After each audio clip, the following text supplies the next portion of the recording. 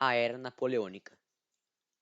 As batalhas, as guerras revolucionárias francesas e o bloqueio continental. As guerras revolucionárias francesas foram uma série de conflitos militares que foram de 1792 até 1802, logo após a Revolução Francesa.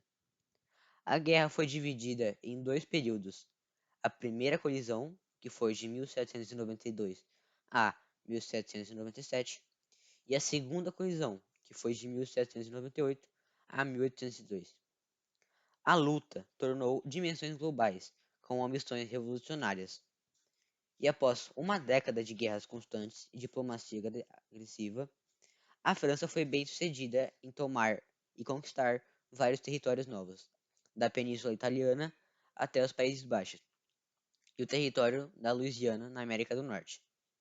Os sucessos garantiram a expansão e a afirmação dos princípios da Revolução por boa parte do continente europeu. O bloqueio continental. O bloqueio continental foi a proibição imposta pelo imperador Napoleão Bonaparte, com emanação a 21 de dezembro de 1806 do Decreto de Berlim, que queria impedir acessos aos postos dos países então submetidos do domínio do Primeiro Império Francês, a navios do Reino Unido, Grã-Bretanha e Irlanda. O principal motivo era atingir a economia britânica. Com sua derrota em Trafalgar, a França não teria mais condições de contestar o domínio inglês dos mares. Depois da discussão naval inglesa na Dinamarca de agosto de 1807, o bloqueio foi levado também aos postos do Mar Báltico. Em novembro e dezembro do mesmo ano, foi radicalizado com dois decretos de Milão. Com o primeiro decreto, de 23 de novembro de 1807, foram listadas algumas mercadorias, entre elas a proveniente da colônia, que seriam consideradas a priori como provenientes do Reino Unido. Além disso, qualquer navio, não apenas os britânicos, que atracassem num porto sujeito ao bloqueio vindo de um porto do Reino Unido, seria sujeito ao confisco da carga. Segundo o decreto, de 17 de dezembro de 1807, estabeleceu-se que os navios neutrais provenientes de pontos britânicos seriam considerados sem nacionalidade e, portanto, passíveis de captura em alto mar por parte de navios franceses. O governo exercido. O governo do consulado era republicano e controlado por militares, onde três cônsules chefiavam o poder executivo: Napoleão, Roger Ducos e Sieyès. Mas como Napoleão foi eleito o primeiro cônsul da República, era ele quem realmente governava. Apesar do cunho democrático criado pela nova Constituição, era ele quem comandava o exército, propunha novas leis, nomeava os membros da administração e controlava a política externa.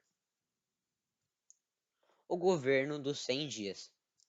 O período conhecido como os 100 dias marca o período do retorno do imperador francês Napoleão ao poder, após sua fuga do exílio na ilha de Elba.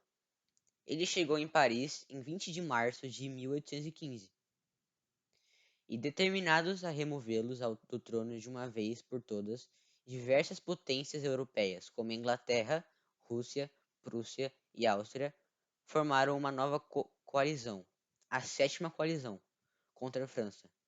Em 13 de março, 7 dias antes do imperador francês marchar na capital, os dignatários europeus em Viena declararam Bonaparte oficialmente um fora da lei. Este período viu o último grande conflito das guerras napoleônicas. Após a derrota de Napoleão na Batalha de Waterloo, os aliados marcharam sobre Paris novamente e mais uma vez restauraram a monarquia dos Bourbon no poder. Bonaparte foi levado ao auxílio novamente. Desta vez, os britânicos decidiram exilá-los ainda mais longe do continente europeu, mandando para a ilha de Santa Helena, onde ele ficará até sua morte em maio de 1821. Medidas políticas. Código Napoleônico. O Código Napoleônico é o Código Civil francês outorgado por Napoleão Bonaparte e que entrou em vigor a 21 de março de 1804. Aprovado legalmente 3 dias depois, o livro reúne as leis ligadas ao direito civil, penal e processual aos seres observados pelo povo francês. Grande parte do código, em especial os artigos que tratam do direito privado e do direito das obrigações, permanece em vigor na França. Neste que é certamente a contribuição mais duradoura de Napoleão para a história. A criação deste código tinha por objetivo reformar o sistema legal francês, seguindo os princípios da Revolução de 1789. O exílio em Alba. Em 11 de abril de 1814, Napoleão Bonaparte, imperador da França e um dos maiores líderes militares da história, renuncia ao seu trono e, em decorrência do Tratado de Fontainebleau, é banido para a ilha mediterrânea de Elba. Em 1812, ao suspeitar que a Rússia estivesse tramando uma aliança contra com a Inglaterra, Napoleão liderou uma invasão contra os russos, que terminou com suas tropas recuando de Moscou e com boa parte da Europa unida contra ele.